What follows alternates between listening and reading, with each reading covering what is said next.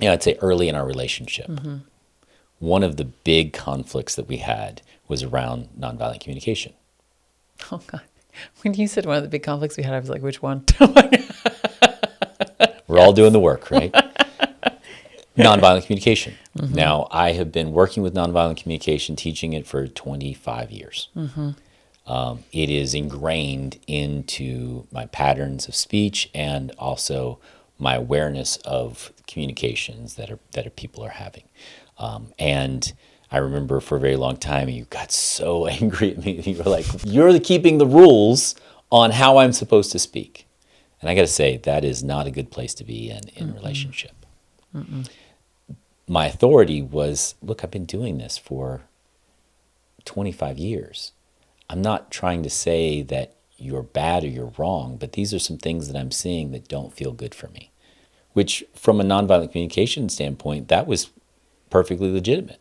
Totally textbook. Totally textbook, right? I was doing exactly what would work. Now, I'll get into another conversation around why nonviolent communication really doesn't work. I use what I call compassionate communication and seeking to really help the other person feel. And I think that's something that I've learned in this relationship and over time. But that was one way where I was exercising my authority. Can also be just being right about something. This is the objective truth of what's taking place. I can tell anyone out there, if you're getting into an argument about whether or not there's objective truth in your relationship, you are being anti-relational. I want to say that one more time. If you are having a conversation about whether or not there is objective truth in your conversation with your partner, you are being anti-relational. Relationship's not about the objective truth, it's about the experience of your partner. I think that's the thing that I'm continuing to deepen into, because my brain wants to go to, but this is just truth. This is just black and white. There is an objective reality that we're talking about here. But maybe it just is what the color yellow smells like.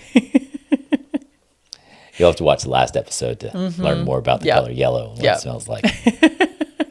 And what I will say on the other side of that is that I have felt you